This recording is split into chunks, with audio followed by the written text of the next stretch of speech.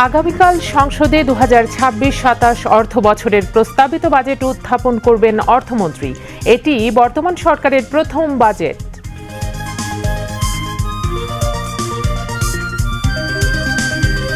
আগামী অর্থ বছরে 41,20,000 পরিবারের নারী প্রধানদের হাতে ফ্যামিলি কার্ড দেয়া হবে, সংসদে বললেন প্রধানমন্ত্রী তারেক রহমান।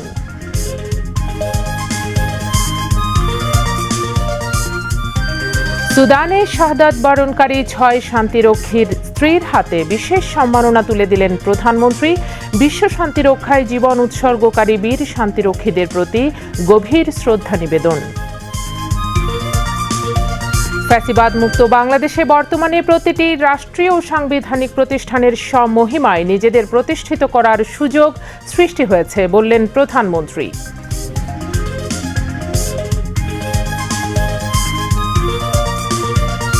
প্রযুক্তির ব্যবহারে কর সেবায় এসেছে বড় পরিবর্তন। ঘরে বসেই অনলাইনে রিটার্ন দাখিল করছেন লাখো করদাতা, কমেছে সময় ও ভোগান্তি।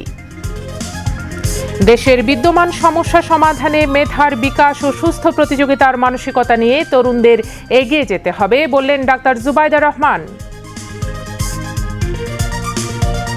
মানবতা বিরোধী অপরাধে কুষ্টিয়াতে মাহবুবুল আলম হানিফ ও হাসানুল হক ইনুর বিরুদ্ধে করা পৃথক হত্যা মামলা ও রাজধানীর রামপুরায় গুলি ও হত্যা মামলার রায় ঘোষণা হতে পারে চলতি মাসে, জানালেন চিফ প্রসিকিউটর।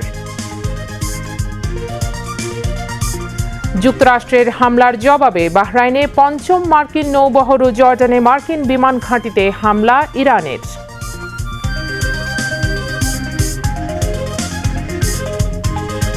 এবং আগামীকাল পর্দা উঠছে গ্রহের সেরা ফুটবল লড়াই ফিফা বিশ্বকাপ টুর্নামেন্টের। মাঠের শ্রেষ্ঠত্ব অর্জনের লড়াইয়ে নামবে 48টি দেশ।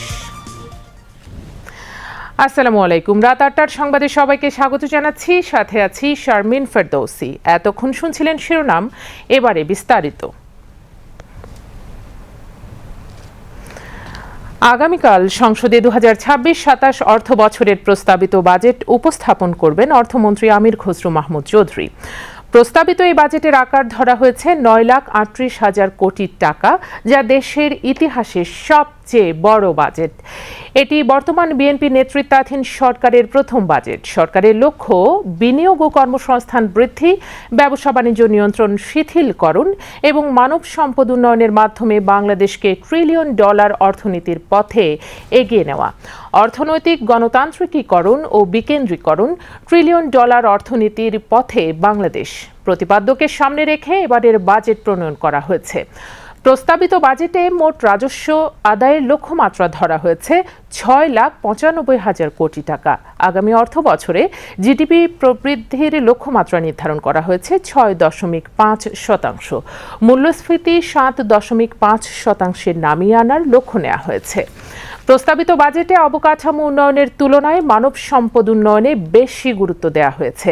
এ কারণে শিক্ষা ও স্বাস্থ্য খাতে সর্বোচ্চ বরাদ্দ রাখার পরিকল্পনা রয়েছে। পাশাপাশি দেশীয় শিল্পের বিকাশ, কর্মসংস্থান সৃষ্টি, সামাজিক সুরক্ষা, উদ্যোক্তা উন্নয়ন এবং অর্থনৈতিক স্থিতিশীলতার বিষয়েও বিশেষ গুরুত্ব দেওয়া হচ্ছে। এছাড়া 25 লাখ নাগরিকের জন্য হেলথ কার্ড কর্মসূচি চালুর উদ্যোগও নেওয়া হচ্ছে। দেশে মানব সম্পদ উন্নয়ন ও টেকসই সমৃদ্ধি অর্জনে এবারের বাজেটে শিক্ষা ও স্বাস্থ্য খাতকে সর্বোচ্চ অগ্রাধিকার দিচ্ছে সরকার। জাতীয় বাজেটে এই দুই খাতের গুণগত মান উন্নয়ন এবং তৃণমূল পর্যায়ে সেবা সম্প্রসারণে বরাদ্দ আরও বৃদ্ধির প্রস্তাব করা হচ্ছে। বিশ্লেষকরা বলছেন, জাতীয় বাজেটে বরাদ্দ বৃদ্ধির চেয়েও সঠিক তদারকি ও কার্যকর বাস্তবায়ন বেশি গুরুত্বপূর্ণ। খালিদ হাসানের প্রতিবেদন। বৃহস্পতিবার 2026-27 অর্থ বছরের জন্য প্রায় 9.5 লাখ কোটি টাকার বাজেট পেশ করতে যাচ্ছেন অর্থমন্ত্রী আমির খসরু মাহমুদ চৌধুরী। প্রধানমন্ত্রী তারেক রহমানের নেতৃত্বাধীন সরকারের প্রথম বাজেট এটি। অনেক বছর পরে একটা সুষ্ঠু ও গ্রহণযোগ্য নির্বাচনের মাধ্যমে ক্ষমতায় আসা একটা রাজনৈতিক দল বাজেট দিচ্ছে, ফলে এই বাজেটের একটা রাজনৈতিক গুরুত্ব রয়েছে। রাজনৈতিক গুরুত্বের প্রথম জায়গাটা হচ্ছে যে সব রাজনৈতিক দলগুলো যখন একটা নির্বাচনের মাধ্যমে ক্ষমতায় আসে, তখন সে জনগণের কাছে এক ধরনের প্রতিশ্রুতি দেয় এবং সেই প্রতিশ্রুতিটা আমরা দেখি ইশতেহারের মধ্যে দিয়ে। ফলে এই ইশতেহার যে সমস্ত প্রতিশ্রুতি দলটি দিয়েছে, ক্ষমতাসীন দলটি দিয়েছে, সেগুলির প্রতিপালন করা, বাস্তবায়ন করা হচ্ছে এই সরকারের একটা নৈতিক এবং রাজনৈতিক দায়িত্ব। ফলে এই বাজেটে আমরা সেটার একটা প্রতিফলন দেখব বলে আশা করছি। প্রস্তাবিত জাতীয় বাজেটে উন্নয়ন ও মানব সম্পদকে অগ্রাধিকার দিয়ে এই বাজেটে বেশ গুরুত্ব পাচ্ছে শিক্ষা ও স্বাস্থ্য খাত। প্রস্তাবিত বাজেটে স্বাস্থ্য খাতে ৩৫,৫৩০ কোটি টাকা বরাদ্দ রাখার প্রস্তাব রাখা হচ্ছে, যা চলতি অর্থবছরের তুলনায় দ্বিগুণেরও বেশি। শিক্ষা এবং স্বাস্থ্য এই দুটো হচ্ছে মানব পুঁজি তৈরি করার সবচেয়ে গুরুত্বপূর্ণ জায়গা, এবং এই মুহূর্তে বাংলাদেশে আমাদের এই দুটো খাতই হচ্ছে সবচেয়ে বেশি অগ্রাধিকার পাওয়ার মতো অবস্থায় রয়েছে। কারণ আপনি জানেন যে জনমিতিক লভ্যাংশ যদি পেতে হয় এই দুটো খাতে বিনিয়োগের কোনো বিকল্প নেই। কিন্তু দুঃখজনক হলেও সত্য, দীর্ঘ সময় আমরা পার করেছি, কিন্তু শিক্ষা এবং স্বাস্থ্য খাত হচ্ছে দক্ষিণ এশিয়ার মধ্যে বাংলাদেশই ছিল সবচেয়ে বেশি অবহেলিত, সবচেয়ে কম বরাদ্দ। যদি শিক্ষা এবং স্বাস্থ্যে বিনিয়োগ করেন, বিভিন্ন গবেষণায় দেখা গিয়েছে, আমরা দেখতে পেয়েছি, আমাদের গবেষণায় দেখতে পেয়েছি যে তার আউটকামটা সেটি অত্যন্ত ফলপ্রসূ হয়। কিন্তু দুঃখজনক হলেও সত্য, বাংলাদেশে কাঙ্ক্ষিত মাত্রায় এখন পর্যন্ত বাজেট সেভাবে পর্যাপ্তভাবে বরাদ্দ আসেনি। তো এবার যেটা আমরা ধারণা করছি যে 14,000 থেকে 35,000 টাকার মতো এরকম স্বাস্থ্য খাতে, তো এটি অবশ্যই একটা আশাপ্রদ জায়গা। কারণ আপনি জানেন যে আমাদের স্বাস্থ্যক্ষেত্রের যে ব্যয়, এবং আপনি যদি মনে করেন যে আউট অফ পকেট এক্সপেন্ডিচার যেটাকে আমরা বলি, এখানে দেখা যাচ্ছে এই দক্ষিণ এশিয়ার মধ্যে আমাদের দেশেই সবচেয়ে বেশি নাগরিকরা সবচেয়ে বেশি ভোগান্তির, বা এই ক্ষেত্রে তাদের ব্যয়টা বেশি ঘটে। এক্ষেত্রে সরকার যদি এইখানে আপনার কর্মকৌশল নেয় বা পর্যাপ্ত বাজেট ব্যবহার করে, সেটি হয়তোবা নাগরিকদের জন্য সুফল বয়ে আনতে পারে। শিক্ষা খাতেও চলতি অর্থবছরের চেয়ে প্রায় 10,000 কোটি টাকা বেশি বরাদ্দ রাখার প্রস্তাব করা হচ্ছে। বিশ্লেষকরা বলছেন, শিক্ষা ও স্বাস্থ্য খাতে বরাদ্দ বাড়ানো হলে দীর্ঘমেয়াদে উৎপাদনশীলতা বাড়বে, কমবে দারিদ্র্য এবং শক্তিশালী হবে অর্থনীতি। স্বাস্থ্যক্ষেত্রে এবং শিক্ষাক্ষেত্রে এই দুটো ক্ষেত্রেই আমার কাছে মনে হয়েছে যে বাজেটের ইমপ্লিমেন্টেশনের ক্ষেত্রে বাংলাদেশের যথেষ্ট ঘাটতি রয়েছে। অতীতেও যদি লক্ষ্য করে দেখেন, আমাদের যে বাজেটগুলো বরাদ্দ ছিল সেগুলো কিন্তু সঠিকভাবে তারা ব্যবহার করতে পারেনি, মানে যা বরাদ্দ ছিল সেটিরই ব্যবহার করতে পারেনি। তাহলে আমি বলবো সরকারকে গুরুত্ব দেওয়ার এই জায়গায় যে কেন আমি বাজেট যথাযথভাবে যেটা বরাদ্দ দেওয়া হয় সেটি সঠিক সদ্ব্যবহার কেন করতে পারছে না। সরকার একদিকে তাকে বাজেট বাড়াতে হবে, তাকে বরাদ্দ দিতে হবে, কারণ এই জায়গাগুলো তার অগ্রাধিকারের মধ্যে আছে, কিন্তু একই সাথে আমার রাজস্ব সংগ্রহের যে উৎসগুলো, সেই উৎসগুলোকে যদি আমি কার্যকর করতে না পারি, এবং যে ব্যয়টা করছি সেই ব্যয়ের মান এবং সেখানে আমার সাশ্রয়ী করা, অপচয় রোধ করা, এই জায়গাগুলো যদি আমরা নিশ্চিত করতে না পারি, তাহলে এই বিপুল বরাদ্দ দেওয়া কিংবা বিরাট আকারের বাজেট বরাদ্দ দেওয়াতে আসলে শেষ পর্যন্ত সাধারণ মানুষের জীবনে বা বাংলাদেশের রাষ্ট্র সমাজে যে খুব বড় পরিবর্তন হবে, সেটা নিয়ে আশাবাদী হওয়া খুব কঠিন। এক্ষেত্রে প্রকল্প বাস্তবায়নে স্বচ্ছতা, দুর্নীতি রোধ এবং সঠিক তদারকি নিশ্চিত করা না হলে কাঙ্ক্ষিত সুফল মিলবে না বলেও সতর্ক করছেন বিশ্লেষকরা। Khalida Hossain, BTV news, Dhaka. আগামী অর্থ বছরে সারা দেশে 41,20,000 পরিবারের নারী প্রধানদের হাতে ফ্যামিলি কার্ড তুলে দেওয়া হবে বলে জানিয়েছেন প্রধানমন্ত্রী তারেক রহমান।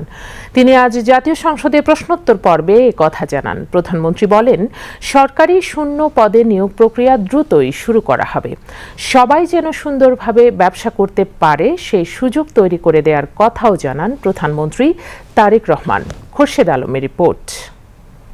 মাননীয় প্রধানমন্ত্রী কর্তৃক ত্রয়োদশ জাতীয় সংসদের দ্বিতীয় অধিবেশনে বুধবার সংসদ সদস্যদের বিভিন্ন প্রশ্ন ও সম্পূরক প্রশ্নের উত্তর দেন প্রধানমন্ত্রী তারেক রহমান। কুমিল্লা ৯ আসনের সংসদ সদস্য মোহাম্মদ আবুল কালামের এক প্রশ্নের জবাবে প্রধানমন্ত্রী তারেক রহমান বলেন, সম্প্রতি জেলা প্রশাসক সম্মেলনে প্রশাসনিক কাজে দক্ষতা, স্বচ্ছতা ও জবাবদিহিতা নিশ্চিত করা সহ বেশ কিছু নির্দেশনা দেওয়া হয়েছে। দুর্নীতি একটি ব্যাধি যা সমাজের বিভিন্ন রন্ধে রন্ধে পৌঁছে গিয়েছে। এ ব্যাপারে যতটুকু দ্রুত সম্ভব, যতটুকু সম্ভব কঠোরভাবে প্রতিরোধমূলক এবং দমনমূলক ব্যবস্থা গ্রহণ করা, নিয়োগ, বদলি এবং প্রমোশনের ক্ষেত্রে মেধা এবং দক্ষতা এই বিষয়গুলোকে প্রাধান্য দেওয়ার নির্দেশনা দেওয়া হয়েছে। যেহেতু বর্তমান সরকার একটি জবাবদিহিমূলক সরকার, জনগণের কাছে জবাবদিহি করতে বাধ্য, সেই জন্য প্রশাসনও আমরা চাইছি জবাবদিহিতা নিশ্চিতকল্পে প্রয়োজনীয় যে সকল সংস্কার সেগুলোর উদ্যোগ গ্রহণ করা।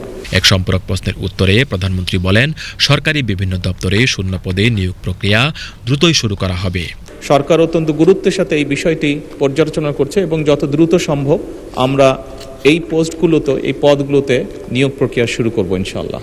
প্রশ্নোত্তর পর্বে সংসদ সদস্য মোহাম্মদ মুবাশির আলম ভূঁইয়ার এক প্রশ্নের উত্তরে প্রধানমন্ত্রী বলেন, সরকার দেশি বিদেশি বিনিয়োগ আকৃষ্ট করতে ও বিনিয়োগ প্রক্রিয়া সহজ করতে বিভিন্ন পদক্ষেপ গ্রহণ করেছে। দেশকে গড়ে তুলতে হলে অর্থনৈতিক সুশৃঙ্খলা বা ডিসিপ্লিন ফিরিয়ে আনতে হবে এবং একই সাথে দেশে ব্যবসা বান্ধব একটি পরিস্থিতি বা পরিবেশও গড়ে তুলতে হবে। বাংলাদেশ সরকার দেশীয় ও বিদেশি বিনিয়োগকারীদের আকৃষ্ট করার জন্য বিনিয়োগ প্রক্রিয়াকে সহজকরণ করার জন্য বিভিন্ন পদক্ষেপ গ্রহণ করেছে। আমদানি রফতানি নিবন্ধন প্রক্রিয়া অনলাইনের মাধ্যমে দ্রুততম সময়ের মধ্যে যাতে প্রদান করা যায় সেই ব্যবস্থা গ্রহণ করা হয়েছে। বিনিয়োগ বান্ধব পরিবেশ তৈরির জন্য রফতানি নীতি হালনাগাদ করা হয়েছে এবং আমদানি নীতি আদেশ 2026 থেকে 29 হালনাগাদকরণ কার্যক্রম প্রক্রিয়াধীন রয়েছে, যাতে করে বিদেশি বিনিয়োগকারীরা সহজে এদেশে ব্যবসা বাণিজ্য শুরু করতে পারে। পাবনা 2 আসনের সংসদ সদস্য AKM সেলিম রেজা হাবিবের এক প্রশ্নের উত্তরে প্রধানমন্ত্রী সরকারের নির্বাচনী ইশতেহার বাস্তবায়নের কর্মপরিকল্পনা ও উদ্যোগ তুলে ধরেন। ব্যক্তি নয়, পরিবারই উন্নয়নের মূল একক। এই দর্শনে প্রান্তিক এবং নিম্ন আয়ের পরিবারগুলোকে সুরক্ষা দিতে পরিবারের নারী প্রধানকে ফ্যামিলি কার্ডের মাধ্যমে মাসিক 2,500 টাকা প্রদানের কার্যক্রম এরই মধ্যে শুরু হয়েছে। পাইলট পর্যায়ে এ পর্যন্ত 36টি ইউনিটের 60,000 পরিবারকে এই ফ্যামিলি কার্ড প্রদান করা হয়েছে।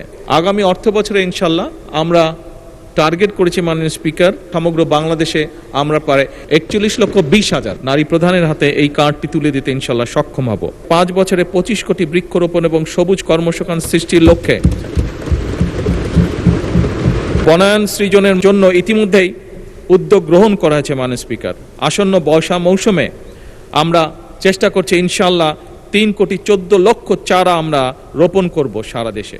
এছাড়া প্রধানমন্ত্রী তারেক রহমান, সংসদ সদস্য মীর আহমদ বিন কাশেম, আনিসুর রহমান, বেগম সাবিকুন নাহার ও বেগম জোহরত আদিব চৌধুরীর বিভিন্ন প্রশ্নের উত্তর দেন। সোলারের যে বিদ্যুৎ, এটিকে 30 সালের মধ্যে আমরা মিনিমাম 5,000 মেগাওয়াটে নিয়ে যেতে চাই। Khorshed Alam, BTV news.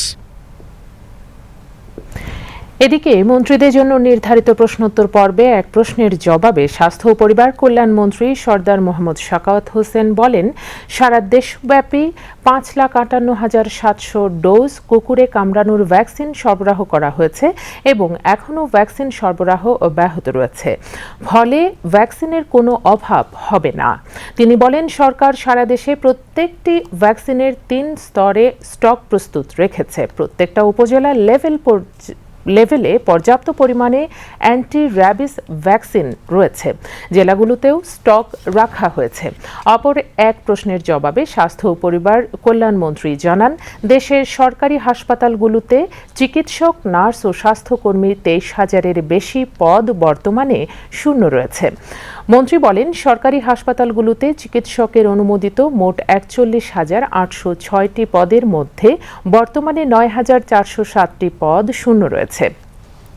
এক প্রশ্নের জবাবে নৌ পরিবহন মন্ত্রী রবিউল আলম বলেন, সবকিছু পরিকল্পনা অনুযায়ী এগুলে 2029 সালের মধ্যে চট্টগ্রাম বন্দরের সব কন্টেইনার টার্মিনাল পূর্ণাঙ্গভাবে চালু করা সম্ভব হবে। মন্ত্রী আরও বলেন, চট্টগ্রাম বন্দরের সক্ষমতা বাড়াতে একের পর এক গুরুত্বপূর্ণ প্রকল্প বাস্তবায়নের পথে রয়েছে সরকার। লালদিয়া কন্টেইনার টার্মিনাল পরিচালনায় ডেনমার্কের একটি বিশ্বখ্যাত কোম্পানি সম্মতি দিয়েছে। অন্যদিকে বে টার্মিনাল 1 পরিচালনায় সিঙ্গাপুর ভিত্তিক PSA কোম্পানির সঙ্গে সমঝোতা স্মারক স্বাক্ষরিত হয়েছে। অপর এক প্রশ্নের জবাবে সংস্কৃতি বিষয়ক মন্ত্রী নিতাই রায় চৌধুরী জানান, ঐতিহ্যবাহী গম্ভীরা পরিবেশনাকে ভবিষ্যতে ইউনেস্কোর বিমূর্ত সাংস্কৃতিক ঐতিহ্য হিসেবে অন্তর্ভুক্ত করার লক্ষ্যে নমিনেশন ফাইল তৈরির পরিকল্পনা সরকারের রয়েছে। এদিকে আজ ঢাকা ও ঢাকার বাইরের 2 শিক্ষা প্রতিষ্ঠানের 70 জন শিক্ষার্থী সংসদ গ্যালারিতে বসে অধিবেশন দেখার সুযোগ পান। দুপুরে সংসদ ভবনে পৌঁছে তারা সংসদ ভবনের নির্মাণ শৈলী ঘুরে দেখেন। প্রধানমন্ত্রী তারেক রহমান বলেছেন, পেশাদারিত্ব, একতা, নিয়মানুবর্তিতা এবং চেইন অব কমান্ড ছাড়া সম্মান এবং মর্যাদার সঙ্গে বিশ্বে টিকে থাকা কঠিন। আজ সকালে ঢাকা সেনানিবাসের সেনাকুঞ্জে আন্তর্জাতিক জাতিসংঘ শান্তিরক্ষী দিবস উপলক্ষে আয়োজিত অনুষ্ঠানে কথা বলেন প্রধানমন্ত্রী। তারেক রহমান বলেন, শুধুই অতীত চর্চা নয়, বরং অতীত থেকে শিক্ষা নিয়ে ফ্যাসিবাদ মুক্ত বাংলাদেশে বর্তমানে প্রতিটি রাষ্ট্রীয় ও সাংবিধানিক প্রতিষ্ঠানের সমমহিমায় নিজেদেরকে প্রতিষ্ঠিত করার সুযোগ সৃষ্টি হয়েছে। শামসুল আলমের রিপোর্ট, ক্যামেরায় ছিলেন মনিরুজ্জামান।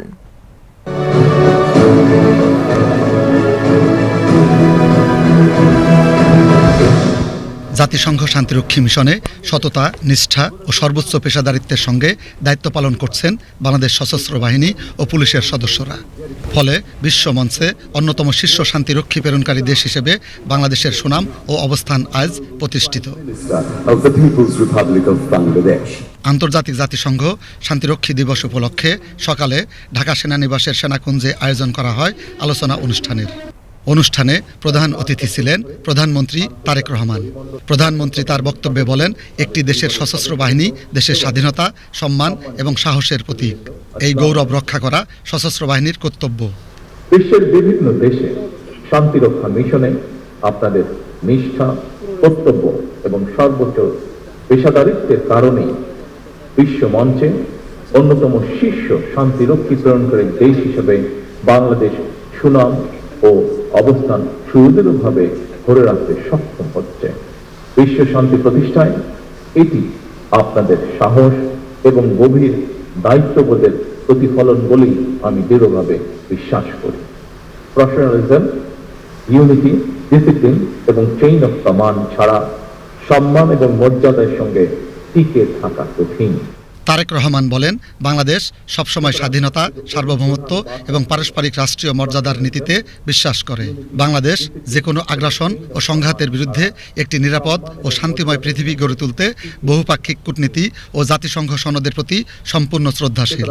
শুধু অতীত চর্চা নয়, বরং অতীত থেকে শিক্ষা নিয়ে ফ্যাসিবাদ মুক্ত বাংলাদেশে বর্তমানে প্রতিটি রাষ্ট্র এবং সাংবিধানিক প্রতিষ্ঠানের সামনে সমমহিমায় নিজেদেরকে প্রতিষ্ঠিত করার সুযোগ সৃষ্টি হয়েছে। বাংলাদেশে সবসময় স্বাধীনতা, সার্বভৌমত্ব এবং পারস্পরিক রাষ্ট্রীয় মর্যাদার নীতিতে বিশ্বাস করে। আমাদের সংবিধানে বিশ্ব শান্তি, আন্তর্জাতিক সহ অবস্থান এবং ন্যায় বিচারের প্রতি যে অঙ্গীকার ব্যক্ত করা হয়েছে, আমরা তা বজায় রাখতে দৃঢ় প্রতিজ্ঞ। একটি স্বাধীন ও আত্মমর্যাশীল জাতি হিসাবে রাজনৈতিক অঙ্গনে সবসময় শান্তি, বৈশ্বিক স্থিতিশীলতা এবং মানবতার পক্ষে বাংলাদেশের অবস্থান সুদৃঢ় থাকবে ইনশাআল্লাহ। বাংলাদেশ যে কোনো আগ্রাসন ও সংঘাতের বিরুদ্ধে একটি নিরাপদ ও শান্তিপূর্ণ পৃথিবী গড়ে তুলতে বহুপাক্ষিক, কূটনৈতিক ও জাতিসংঘ সনদের প্রতি সম্পূর্ণ শ্রদ্ধাশীল।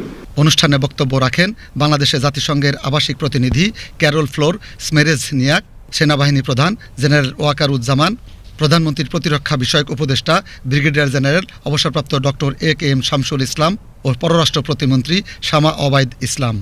অনুষ্ঠানে জাতিসংঘ শান্তিরক্ষা মিশনে কর্মরত অবস্থায় 2025 সালের 13 ডিসেম্বর শাহাদত বরণকারী 6 সেনা সদস্যের পরিবারের সদস্য এবং আহত সশস্ত্র বাহিনীর সদস্যদের হাতে বিশেষ সম্মাননা তুলে দেন প্রধানমন্ত্রী। পরে বিভিন্ন দেশে শান্তিরক্ষা মিশনে অংশ নেয়া সদস্যদের সঙ্গে ভার্চুয়ালি যুক্ত হন প্রধানমন্ত্রী তারেক রহমান। এ সময় তাদের সঙ্গে কুশল বিনিময় করেন প্রধানমন্ত্রী। Shamsul Alam, BTV news. জাতীয় বাজেট সম্পর্কে জনগণ, গণমাধ্যম কর্মী, গবেষক ও সংসদ সদস্যদের তথ্য প্রাপ্তি সহজ করতে চালু করা হয়েছে বাজেট হেল্প ডেস্ক। জাতীয় সংসদ ভবনে আয়োজিত এক অনুষ্ঠানে এই হেল্প ডেস্কের উদ্বোধন করেন স্পিকার হাফিজউদ্দিন আহমেদ বীর বিক্রম। এই ডেস্কের মাধ্যমে বাজেট সংক্রান্ত বিভিন্ন তথ্য, বিশ্লেষণ ও ব্যাখ্যা একই স্থান থেকেই পাওয়া যাবে। সুরাইয়া মুন্নি রিপোর্ট। বর্তমান সরকারের প্রথম জাতীয় বাজেট শুধু আয় ব্যয়ের হিসাব নয়, একটি দেশের অর্থনৈতিক উন্নয়ন, সামাজিক নিরাপত্তা, শিক্ষা, স্বাস্থ্য ও অবকাঠামোগত অগ্রগতির রূপরেখা। তাই বাজেট সম্পর্কে সাধারণ মানুষের সচেতনতা বাড়াতে এই ধরনের উদ্যোগ অত্যন্ত কার্যকর বলে জানান সংশ্লিষ্টরা। ফলে এই বাজেটটা হবে আসলে এই সরকারের অর্থনৈতিক যে ফিলোসফি তার মূল দর্শন। এই বাজেটের আমাদের আগামী দিনের পথ চলা অঙ্গীকার, এই বাজেটের আমাদের ভবিষ্যতের আকাঙ্ক্ষা, বাজেটের আমাদের তারেক রহমান সাহেবের যে ভবিষ্যৎ প্রকল্প সে বাস্তবায়নের সত্যিকার। হেল্প ডেস্কের মাধ্যমে বাজেটের বিভিন্ন খাত বরাদ্দ, করনীতি এবং উন্নয়ন পরিকল্পনা সম্পর্কে তাৎক্ষণিক তথ্য ও সহায়তা দেয়া হবে। বাজেটকে জনগণের আরও কাছে নিয়ে যেতে এবং তথ্যপ্রাপ্তি সহজ করতে এই হেল্প ডেস্ক গুরুত্বপূর্ণ ভূমিকা রাখবে বলে জানান বিরোধী দলীয় নেতা ডাক্তার শফিকুর রহমান। জনগণের ন্যায্য পাওনা জনগণের জন্য তাদের হাতে যেন তুলে দেওয়া হয়। আমরা আশা করব এই দেশ থেকে আমি সহ আমরা সকলে উপকৃত হব। সরকারের উন্নয়ন পরিকল্পনা, রাজস্ব আহরণ এবং জনকল্যাণমূলক কর্মসূচির বিভিন্ন দিক এবারের বাজেটে গুরুত্ব পাবে বলে জানিয়েছেন স্পিকার মেজর অবসরপ্রাপ্ত হাফিজ উদ্দিন আহমেদ বীর বিক্রম। সামান্য যে সম্পদ এটা যাতে সঠিকভাবে ব্যবহার করে এটা নিশ্চিত করতে পারে জাতীয় সংসদ সদস্যরা। জবাবদিহি করা, সরকারকে, এক্সিকিউটিভ ব্রাঞ্চকে জবাবদিহি করা, বাধ্য করা, এটাই হলো জাতীয় সংসদের একটা গুরুত্বপূর্ণ কাজ। আশা করি আপনারা সবাই এ ব্যাপারে প্রয়োজন উদ্যোগ নেবেন। আমরা প্রত্যেকেই দায়িত্বশীল ব্যক্তি, সবাই নির্বাচিত জনপ্রতিনিধি। আমরা সবাই একে অন্যকে সম্মান করব এবং সাথে সাথে দেশের স্বার্থে যেটি করা উচিত সেই কাজটি আমরা সবাই করব। এটা যেন আমরা সবাই আমার মাথায় রাখি। বাজেট নিয়ে জনসচেতনতা বৃদ্ধি ও তথ্যের সহজলভ্যতা নিশ্চিত করতে চালু হওয়া এই হেল্প ডেস্ক সংসদ ও জনগণের মধ্যে একটি কার্যকর সেতুবন্ধন হিসেবে কাজ করবে বলে আশা করছেন সংশ্লিষ্টরা। Suraiya Munni, BTV news, Dhaka. তথ্য ও সম্প্রচার মন্ত্রী জহিরুদ্দিন স্বপন ও চীনা কমিউনিস্ট পার্টির পলিটিক্যাল ব্যুরোর সদস্য ও চীনের উপতথ্য মন্ত্রী চায়না মিডিয়া গ্রুপ সিএমজির ৫ম সম্মেলনের উদ্বোধন করেছেন। এবারের সিএমজি সম্মেলনের প্রতিপাদ্য গণমাধ্যমে কৃত্রিম বুদ্ধিমত্তার ব্যবহার। চীনের কৃত্রিম বুদ্ধিমত্তার শহর হিসেবে পরিচিত চংচিংয়ে এবারের সম্মেলন অনুষ্ঠিত হচ্ছে। উদ্বোধনী বক্তব্যে তথ্য ও সম্প্রচার মন্ত্রী বলেন, উন্নয়ন, শান্তি ও জনগণের কল্যাণে দায়িত্বশীল সাংবাদিকতা এবং তথ্য ব্যবস্থাপনা এখন সময়ের দাবি। তিনি দুই দেশের গণমাধ্যম প্রতিষ্ঠানগুলোর মধ্যে প্রশিক্ষণ, দক্ষতা বিনিময় এবং যৌথ উদ্যোগ বৃদ্ধির উপর গুরুত্ব আরোপ করেন। সম্মেলনে বিভিন্ন দেশ, আন্তর্জাতিক সংস্থা ও গণমাধ্যমের প্রায় ৩০০ প্রতিনিধি অংশগ্রহণ করেছেন। দর্শক, এবার রয়েছে বিরতি। বিরতির পর থাকছে অন্যান্য সংবাদ।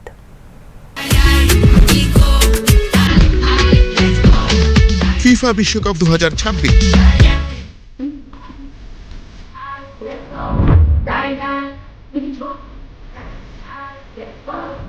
এবারে 23তম আসর যৌথভাবে অনুষ্ঠিত হবে যুক্তরাষ্ট্র, কানাডা ও মেক্সিকোতে। এই আসরে মোট 48টি দল অংশ নিচ্ছে।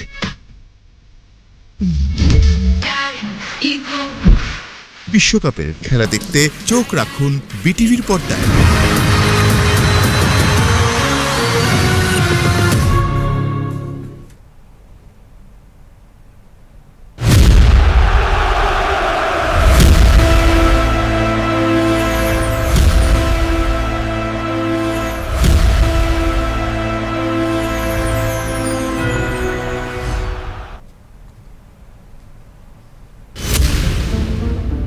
বিদেশ যাত্রায় দালালের প্রতারণা আর হয়রানি এড়াতে এবার ডিজিটাল হয়েছে প্রবাসী সেবা।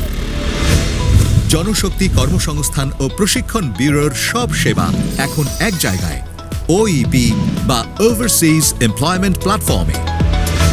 এখানে পাচ্ছেন সরাসরি রেজিস্ট্রেশন, জব ম্যাচিং, প্রশিক্ষণ, তথ্য যাচাইয়ের পূর্ণ নিশ্চয়তা এবং সার্ভিস চার্জবিহীন বহির্গমন ছাড়পত্র, যা নিশ্চিত করছে শতভাগ স্বচ্ছতা ও জবাবদিহিতা। ঘরে বসেই নিবন্ধন করে নিজের আবেদনের অগ্রগতি পর্যবেক্ষণ করুন। সহজ, দ্রুত এবং নিরাপদ। কর্মী, পরিবার ও এজেন্সির জন্য রয়েছে সহজ ব্যবহার নির্দেশিকা। দালালের প্রতারণা থেকে দূরে থাকুন। জনশক্তি কর্মসংস্থান ও প্রশিক্ষণ ব্যুরো, প্রবাসী কল্যাণ ও বৈদেশিক কর্মসংস্থান মন্ত্রণালয়।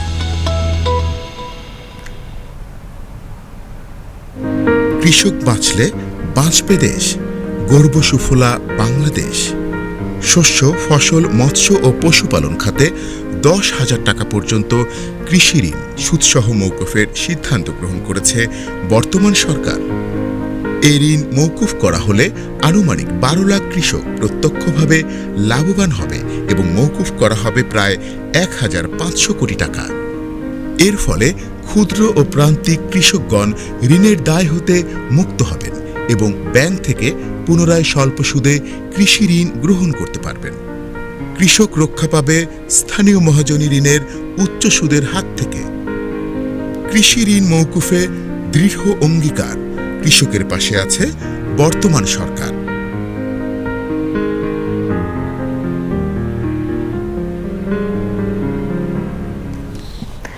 বিরতির পর সংবাদে আবারও স্বাগতম। জাতীয় সংসদের বিরোধী দলীয় নেতা মোহাম্মদ শফিকুর রহমানের সঙ্গে আজ সংসদ ভবনে সৌজন্য সাক্ষাৎ করেছেন বাংলাদেশে নিযুক্ত British high commissioner Sarah Cooke. সাক্ষাতে বাংলাদেশ ও যুক্তরাজ্যের পারস্পরিক স্বার্থ সংশ্লিষ্ট বিভিন্ন বিষয় নিয়ে ফলপ্রসূ আলোচনা অনুষ্ঠিত হয়। উভয় পক্ষ বাংলাদেশ ও যুক্তরাজ্যের মধ্যে বিদ্যমান বন্ধুত্বপূর্ণ সম্পর্ক, বাণিজ্য, বিনিয়োগ এবং বিভিন্ন ক্ষেত্রে সহযোগিতা ভবিষ্যতে আরও সম্প্রসারিত ও গতিশীল হবে বলে আশাবাদ ব্যক্ত করেন।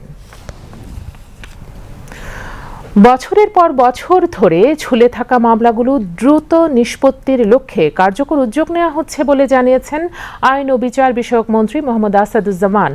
ঢাকা বিশ্ববিদ্যালয়ের সেনেট ভবনে আয়োজিত মৃত্যুদণ্ডপ্রাপ্ত আসামির প্রতিনিধিত্ব শীর্ষক গবেষণার ফলাফল প্রকাশ অনুষ্ঠানে প্রধান অতিথির বক্তব্যে তিনি একথা বলেন। এ সময় শিশু রামিসা হত্যা ও ধর্ষণ মামলাসহ বিভিন্ন আলোচিত মামলার বিচার কার্যক্রমে বিদ্যমান আইনি জটিলতা এবং সেগুলো নিরসনে সরকারের নেয়া পদক্ষেপের বিষয়েও তুলে ধরেন আইনমন্ত্রী। সভায় ঢাকা বিশ্ববিদ্যালয়ের উপাচার্য অধ্যাপক doctor ABM Obaidul Islam, centre for advance legal স্টাডিজের পরিচালক অধ্যাপক ডক্টর শাহনাজ হুদা, ঢাকা বিশ্ববিদ্যালয়ের আইন বিভাগের অধ্যাপক সারা হোসেন এবং দ্য ডেথ পেনাল্টি প্রজেক্টের প্রতিনিধিরা বক্তব্য রাখেন। দেশীয় প্রযুক্তির ব্যবহারে কর সেবায় এসেছে বড় পরিবর্তন। ঘরে বসেই অনলাইনে রিটার্ন দাখিল করছেন লাখো করদাতা। এতে কমেছে সময় ও ভোগান্তি। বিশেষজ্ঞরা বলছেন, দেশীয় প্রযুক্তির এই উদ্যোগ কর প্রশাসনের স্বচ্ছতা ও দক্ষতা বাড়াচ্ছে। আর এনবিআর বলছে, আগামীতে mobile apps, corporate return, digital audit সহ নানা সেবা চালুর মাধ্যমে আরও আধুনিক ও স্বয়ংক্রিয় করা হবে কর সেবা। কুমার বিশ্বজিৎ রায়ের প্রতিবেদন। কর অফিসে লম্বা লাইন, ফাইল হাতে দৌড়ঝাঁপ আর ঘন্টার পর ঘন্টা অপেক্ষা। কয়েক বছর আগেও আয়কর রিটার্ন জমা দেওয়ার চিত্র ছিল এমনই। এখন সেই কাজই ঘরে বসে কয়েক মিনিটে করছেন করদাতারা। মুঠোফোন কিংবা ল্যাপটপে অনলাইনে রিটার্ন জমা দিয়ে সঙ্গে সঙ্গে পাচ্ছেন কর সনদ ও প্রাপ্তির স্বীকারপত্র। প্রচুর ডকুমেন্ট টেম্পারিং হতো আগে, ইভেন ডকুমেন্ট ডেস্ট্রয় হতো, ফাইল গায়েব হয়ে যেত। এখন যখন ডিজিটাল সিস্টেমে অনলাইনে যখন সব রেকর্ডেড হয়ে যাচ্ছে, এটা ট্যাম্পারিং করার কোনো সুযোগ নেই। এখানে আপনার ট্রান্সপারেন্সিটা 100% এনশিওর হচ্ছে, ফলে কেউ ফাঁকি দিতে চাইলেও খুব দ্রুত এটা ট্র্যাক করা যাচ্ছে। এনবিআর এর সঙ্গে কাজ করে দেশীয় সফটওয়্যার প্রতিষ্ঠান সিনেসিস আইটি তৈরি করেছে এই রিটার্ন প্ল্যাটফর্ম। 2025-26 কর বর্ষে এই প্ল্যাটফর্মে 50 লাখের বেশি করদাতা রিটার্ন জমা দিয়েছেন, যার পরিমাণ প্রায় 20,000 কোটি টাকা। দেশি আমাদের যে সফটওয়্যার ডেভেলপার আছে, তাদেরকে দিয়ে করার সবচেয়ে বড় সুবিধাটাই তাদেরকে আমরা সবসময় হাতের কাছে পাই এবং তাদের সাথে আমাদের কমিউনিকেশন করাটা খুবই সহজ হয় এবং তারা খুব দ্রুত এই কাজগুলো, প্রবলেমগুলো সলভ করতে পারে। এবং আমাদের এই রিটার্ন যারা ডেভেলপ করেছে সিনেসিস আইটি, এই সফলতা দেখিয়ে তারা এখন পৃথিবীর অন্যান্য দেশে কাজ করা শুরু করেছে। এটা আমি মনে করি আমাদের জন্য একটা গর্বের বিষয়। সংশ্লিষ্টরা বলছেন, অনলাইন রিটার্ন বাধ্যতামূলক হওয়ার পর কর প্রশাসনে এসেছে বড় পরিবর্তন, আর এতে কারিগরি সহযোগিতা করেছে ইউরোপীয় ইউনিয়ন। ইউরোপিয়ান ইউনিয়নের আরেকটা পাবলিক ফাইন্যান্সিয়াল ম্যানেজমেন্ট প্রোগ্রাম আসছে নতুন, যেটার আওতায় আমরা কর্পোরেট রিটার্নকে সাপোর্ট দিব এবং আরও বিভিন্ন ডিজিটাইজেশনের ক্ষেত্রেও ভবিষ্যতেও হচ্ছে সাহায্য সহযোগিতা করব, আর্থিক এবং কারিগরি। আমরা চেষ্টা করব সামনে যে এটা মোবাইল অ্যাপ তৈরি করার জন্য, যাতে করে রিটার্নগুলো মোবাইলেও দেওয়া যায়। আগামী বছর থেকে আমরা কর্পোরেট রিটার্নটাকে অনলাইন করছি, সেই কাজটা আমরা অনেক দূরে এগিয়ে গেছে। আগামী বছর থেকে এই রিটার্ন সিস্টেম থেকে আমরা ট্যাক্স পেয়ারদেরকে রিফান্ড দেব। ট্যাক্স পেয়ারদের কোথাও আসতে হবে না, তার ব্যাংক অ্যাকাউন্টে সরাসরি তার রিফান্ডটা ট্রান্সফার হয়ে যাবে তার অ্যাকাউন্টে। বিশেষজ্ঞরা বলছেন দেশীয় প্রযুক্তি স্থানীয় বাস্তবতা বুঝে কার্যকর সমাধান দিতে সক্ষম হয়েছে, যে কারণে দেশীয় কোম্পানির কোনো বিকল্প নেই। সে আমেরিকার রিকোয়ারমেন্ট, ইউকের রিকোয়ারমেন্ট, ইউরোপের রিকোয়ারমেন্ট ফুলফিল করতে পারে, আমাদের দেশের রিকোয়ারমেন্ট আমরা পারবো না? Definitely we are capable. So কেপেবিলিটির জায়গাতে কোনো ঘাটতি নাই, জাস্ট ট্রাস্টের জায়গাতে ওদের কাজ দিতে হবে। So technology is there, access is also there. এখন ইমপ্লিমেন্টেশনের জায়গাটা যদি গভর্নমেন্ট মানুষকে সহজে বোঝাতে পারে, তাহলে এটা আসলে আমাদেরকে ট্যাক্স কালেকশনে অনেক বড় ভূমিকা রাখবে। ই রিটার্ন প্ল্যাটফর্মে ধাপে ধাপে নির্দেশনা থাকায় অনেকেই এখন নিজেরাই করছেন রিটার্ন দাখিল, আর এতে রাজস্ব আদায় আগামীতে আরও বাড়বে বলে মত সংশ্লিষ্টদের।